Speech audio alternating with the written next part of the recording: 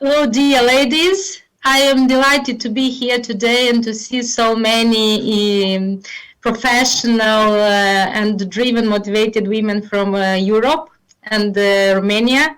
If we are talking about small businesses in Moldova and how COVID affected them, I am sure that the situation is not very different from all over the countries, all over the world. A lot of international organizations have made statistics and the evaluation of the COVID impact on the small businesses. And unfortunately, Moldova statistics is I would like to be more positive and maybe smiling, but the situation beside the health crisis, which is increasingly rapidly in our country, we have the same very worrying and sad story from the economic part. So a lot of small businesses, like around 70% of small companies have decreased their incomes. We have companies that operate now up to 20% from the income from last year, 30%. Some companies have a better result, which is 70-80%. And this depends very much on the industry that they are in. Unfortunately, we have at this moment, we have almost 30,000 people unemployed from small businesses. And almost 50% of companies don't plan to hire these people back. And of course, from all these people, a lot of, at least half are women.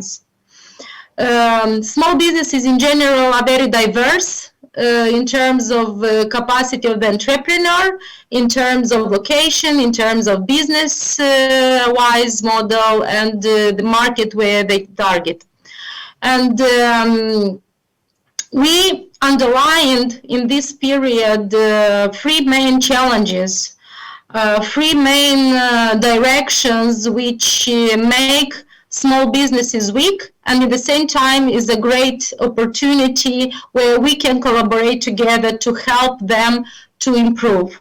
So I listened very carefully. Nicoleta was mentioning about the capacities of small businesses, about the skills of small businesses. And I want to underline that the capacities of an entrepreneur is the critical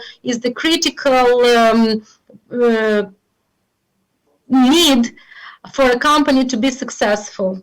And here I'm talking about economic literacy, legal literacy, financial literacy. And a lot of businesses, when lockdown came, didn't know how to deal with it. A lot of businesses didn't have capacities to understand the legal framework. Many small businesses didn't have financial reserves because they don't know how to financially budget and do their financial management properly. So in terms of capacity building is a lot of spheres where we can improve, and a lot of spheres where we do sharing experience.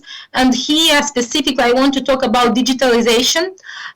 Even in Europe, the statistics is that almost 17% of the companies have digital skills and are digitally 100% connected. In Moldova, almost 90% of companies don't have a web page or don't have a Facebook page. And in this context, when all the companies should be present in our digital world, we have many companies that don't have access to this. And beside capacity building for small companies, I want to emphasize the access to finance. And Angela have mentioned about access to finance of companies and financial inclusion. This is a very critical, this is mainly the first need of the companies, because a lot of entrepreneurs don't have financial literacy to understand how to find the best ways to finance their business, how to access these finances, how to prepare all the documents in order to access these finances. And here I want to say that there are a lot of business communities now and mentoring and organizations that come with support for entrepreneurs in this way. If we're talking about regulatory reform, I want to underline that in this November we had Moldova Business Week, which is one of the biggest business events in Moldova. And the speaker at this event was Mijlocii, which is a futurist and the well-known, world-famous scientist. And he said that in order to develop, in order to a fast economic recovery, we should encourage less regulatory burden. We should encourage young people to innovate and to give them possibility to explore and to come with new innovations and new businesses.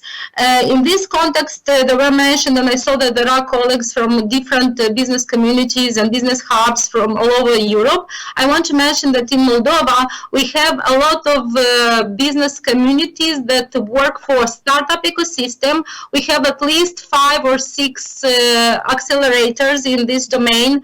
We have Moldovan IT Park that has preferential rate for income taxes and for taxes for employees, which encourages the development, and there is a lot of potential. I want to underline that in all these business communities there are a lot of startups that are led by women, and they are very innovative for our country. So I want to use this opportunity that we are all here together and to encourage us and to make a call for us as organization to cooperate, because I think now is a very important to collaboration across all of the countries, all of the organization, to share the experience, to share the knowledge, to share maybe resources sometimes in order to help each other to pass through this crisis.